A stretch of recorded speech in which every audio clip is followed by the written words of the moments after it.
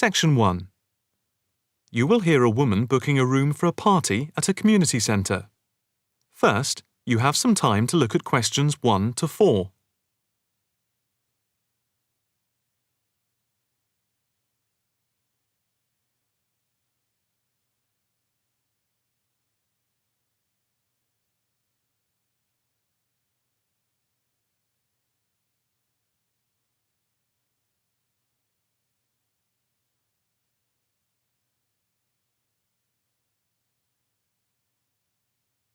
You will see that there is an example which has been done for you. On this occasion only, the conversation relating to this will be played first. Hi, good morning. My name's Pete. How can I help you? Hi, my name's Maria Lincoln. I understand you hire out rooms in the community centre as venues for parties? The woman's first name is Maria. So, Maria has been written in the space. Now, the test will begin. You should answer the questions as you listen, because you will not hear the recording a second time. Listen carefully and answer questions 1 to 4. Hi, good morning. My name's Pete. How can I help you? Hi, my name's Maria Lincoln. I understand you hire out rooms in the community centre as venues for parties? Yes, we do. We've various sized accommodation. It depends on what you're looking for, really. We're looking to hold a party, a children's birthday party, and we need a room that will hold about 70 people, with space for a small disco area, games, dancing, and food. Well, we have a large room, and it would certainly hold at least 100 people comfortably. It's used a lot for parties and things like that. That sounds as if it might be suitable. I've tried various venues, and they're either booked up or they don't hold enough people.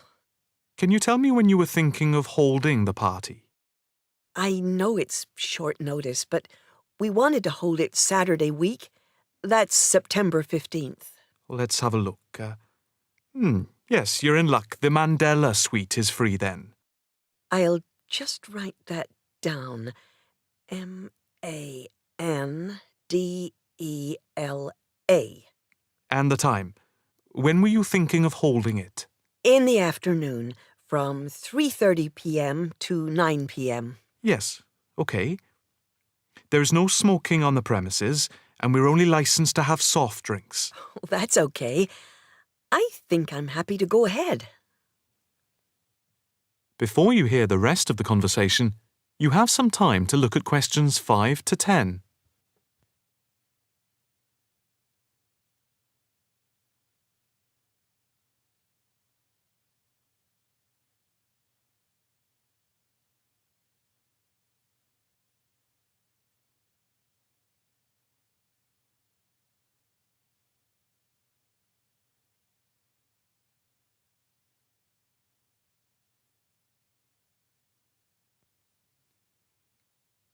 Now listen and answer questions 5 to 10. Can you just give your postcode? Yes, it's PA5 7GJ. Fine. And the flat and street number? It's flat number 40, and the street number is 35. Okay, so that's flat 40, 35 Beaches Street. Yes, that's right. And a contact number? My landline is 223279 with the code. But I'll give you my mobile number, which is 07897 293381. Okay, 293381. Can you tell me how much it will cost? It's quite reasonable, actually. It's £115 for the hire of the room, with tables and chairs. But if you want to hire disco equipment, we've got a basic system with speakers and other equipment for £25. But there is no technician around in case anything goes wrong. And of course, it's optional. That would save us carting something from home, but Maybe we should bring a spare sound system just in case. We've never had any problem with the system, but you might not want to take any chances. What about catering? Well, we had thought of getting everyone bringing something. We have someone who can do catering for £9 a head, including the cake if required. That's handy, but it's a lot as we have a fairly tight budget. So, you want to go ahead with the booking? Yes, certainly. OK. I need to take a deposit of £30, which is refundable. The balance needs to be paid 2 days before the event at the latest. Fine. You can cancel up to 2 days before, but after that you lose the deposit. We don't intend to cancel, but is there any insurance we can take out? Yes, there's a form here somewhere. How much? It's, let me see. It's only £9 for the 24-hour period, and that covers you for cancellation, damage, and injury. Well, at least we'd better have a look at it. How would you like to pay the deposit? Cash. I'll just give you a receipt. There you are. 10, 20, 30. £30. Maria Lincoln. Thank you very much. I'm really glad I found somewhere. We have been trying to book a place for the past 2 weeks, so thank you again, and bye for now. That is the end of section 1. You now have half a minute to check your answers.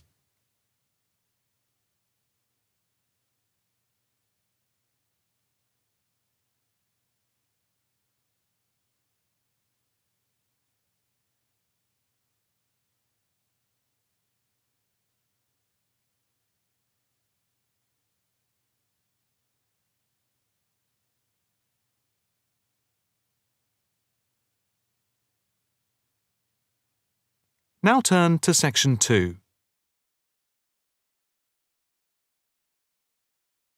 Section 2. You will hear a talk on the radio about grass roofs. First, you have some time to look at questions 11 to 13.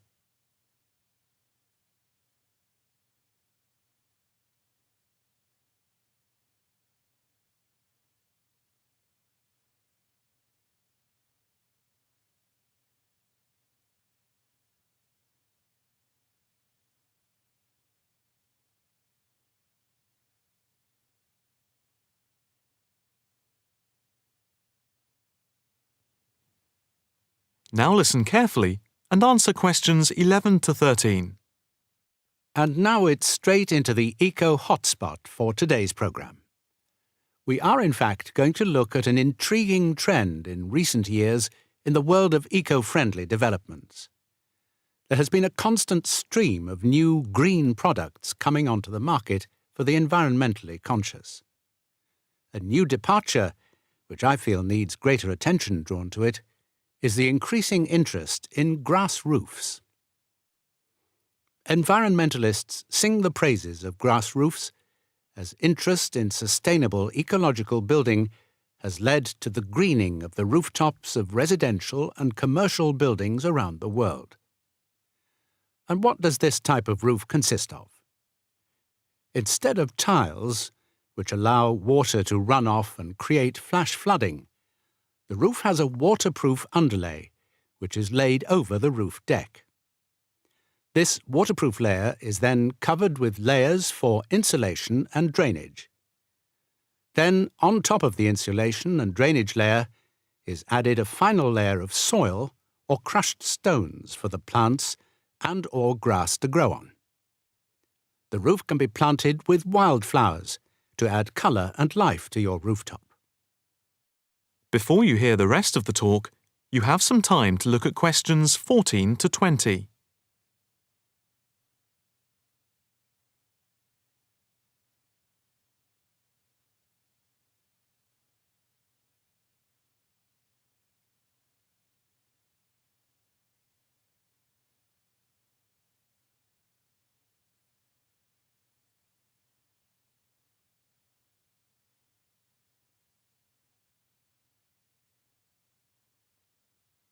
Now listen carefully and answer questions 14 to 20. As for the benefits of grass roofs, in spring and in summer they're very pretty as flowers spring into bloom. Moreover, in summer, grass roofs are of particular benefit in cities because they keep any building cool by reflecting the sun's rays. In winter, the grass roofs insulate the building, helping to prevent heat loss. The roofs require little maintenance and are better than any other roofing material. They encourage biodiversity by attracting bees and birds, and they absorb water runoff, which helps prevent flash flooding. In fact, the gravel layer retains 71% of the rainwater that falls, thus helping to prevent flash flooding. In winter, the brown soil is a bit more evident, which can look unattractive if the roofs are not tended carefully. But that is a price worth paying, and I would say that they come highly recommended by those who have them. If you compare grass roofs with tiles, the latter do certainly look very tidy, but at a price to the future of the planet. The main drawbacks of tiles, though, are the water runoff and the absorption of heat from the sun's rays in summer. So, if we are to save the planet from the ecological point of view, tiles do not come recommended. The only roof that I can think of which has similar ecological credentials to the grass roof is the thatched roof. Thatched roofs are good insulators and very attractive, but very pricey and not ideal for cities. How can we make more of our roofs green? That is, how can people be persuaded to install grass roofs? The World Green Roof Conference in Australia was a very good start. At a grassroots level, the best way to raise the profile of grass roofs is to make them trendy by highlighting them in fashionable magazines, so that people begin to feel that they cannot do without them. But the idea I like best is holding competitions for the best designed grass roofs. Next week, Eco Hotspot is going to look at... That is the end of section 2. You now have half a minute to check your answers.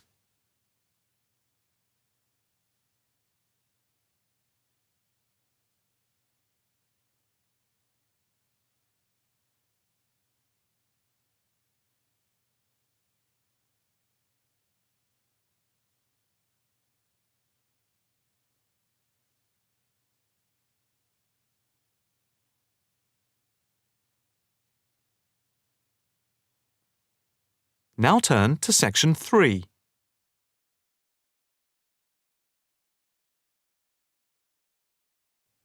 Section 3. You will hear a student talking to her tutor about a presentation. First, you have some time to look at questions 21 to 23.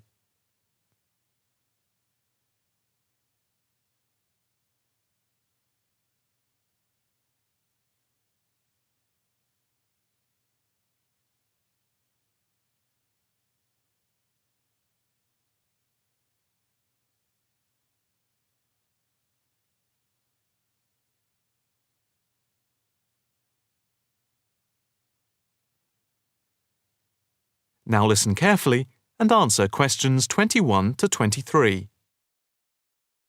Excuse me, Dr. Owen, Oh, hello, Karen. Have you got a few moments? Yeah, sure. How can I help you?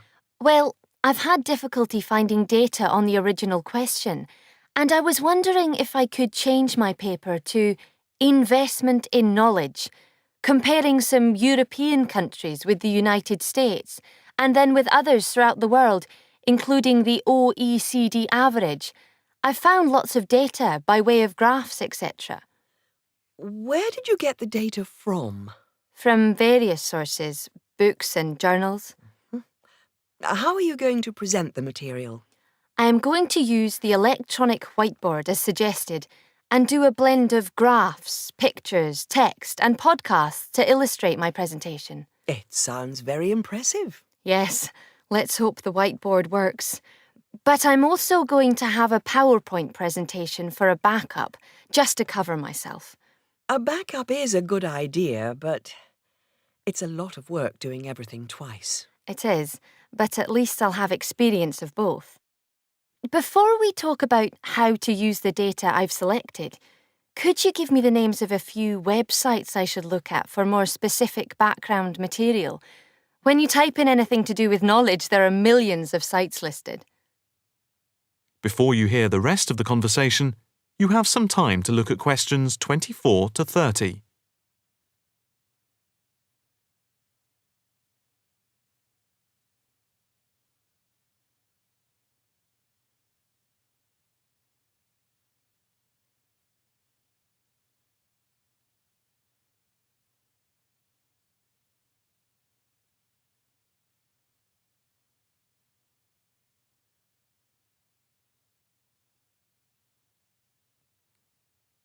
Now listen carefully and answer questions 24 to 30. Let's see. Oh, I'll print you off this list.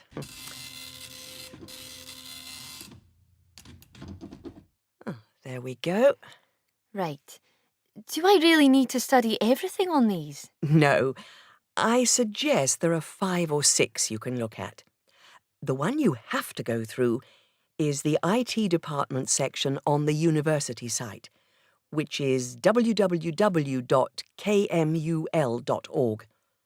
It has articles by all of us in the department and has links to useful information, so I think it is essential to look at this.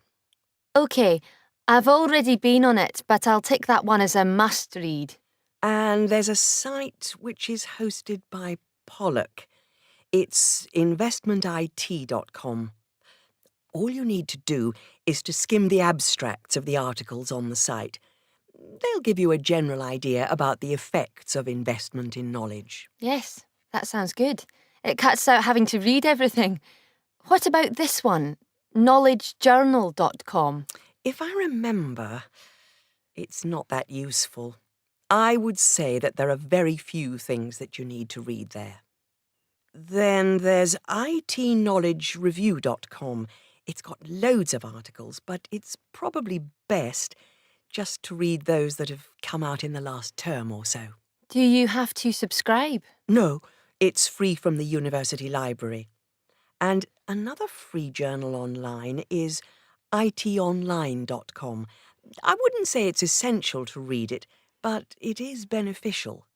And so I think it is worth a look. If you think it's useful, there is no harm in looking at it. But nationalstatistics.com is worth looking at and trying out the links that it gives. I think these are probably enough to be getting on with. I think so. There's another thing I want to ask about. How much material should I use in my presentation? Avoid crowding the screen. If you have lots of information at one time, people will not be able to follow it and will just switch off. That's worth remembering. I've been in lectures where there was too much detail on the screen and it was impossible to read quickly. But what about visuals? Do you think it's okay to mix visuals and text? Visuals are very useful, but they must be relevant, or else people will get confused about what they mean and why they are there, and they won't pay attention to what you are saying. So be careful. From what I can see, you have the makings of a very good presentation. Thank you. That is the end of section 3. You now have half a minute to check your answers.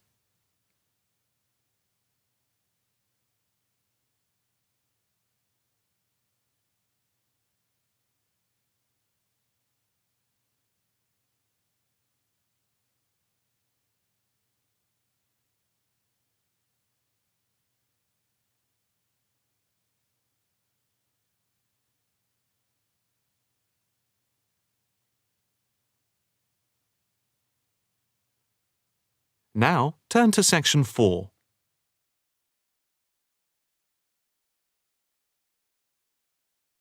Section 4. You will hear a talk on the work of a printing department at a university.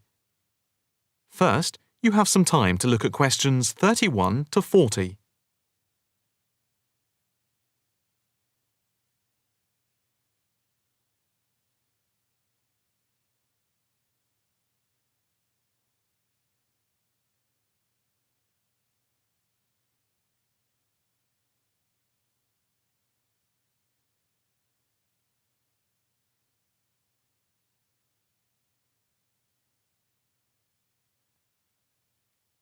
Now listen carefully and answer questions 31 to 40.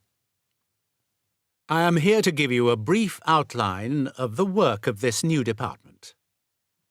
The Department of the Printed Word has a very short history, having been created just 10 years ago. Some statistics to start with. The first intake of undergraduate students consisted of 20 students, which rose to 37 in the second year. And we now have about 50 in the first year, doing a wide range of courses, full and part-time.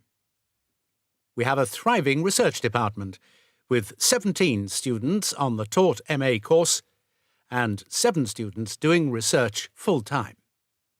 In all, we have 9 full-time lecturers and 16 part-time lecturers who work mainly but not exclusively in our evening department. Of the total student body, approximately 21% are from outside the country, a number which has been increasing steadily over recent years. Although students from overseas have to reach a minimum level of competence in English before they follow a course at the university, some may require remedial help with their English, and we can offer help through the Student Support Services as part of the general assistance given to all students. For home students, both graduate and undergraduate, there are bursaries to help with travel and accommodation, for which I would advise you to contact Mrs. Riley at the end of this session. Increasingly, we are forging external links with organisations in the publishing world, and we have been very fortunate in that we have received money to sponsor not just various students within the department, but also technicians and lecturers. Each year we hold a series of lectures which are given by external speakers in the world of printing and the media. The series of workshops that you see around you have been built thanks to a very generous donation which has allowed us to develop our facilities for bookbinding and restoration. Now, the main work of the department relates to teaching the mechanism of printing. And as most printing is now so highly technological, all our students have to be computer literate. For those of you who are interested in taking a module in this department from another department, and who feel that you may not have the necessary computer skills, don't let the technology put you off. We have a number of specialist technicians who can support and deliver crash programs in the computing technology required. As long as you can switch on the computer, you are halfway there. We have what can only be called state-of-the-art facilities, especially for those wishing to move into the publishing world, working not just as printers, but also in editing, page design, layout, and bookbinding.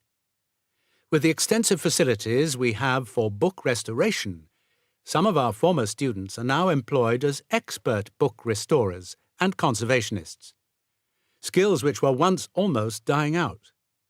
In the display, you will notice samples of work on book cover design, and as well as having all the necessary computer programs for dealing with printing, we have some old printing presses.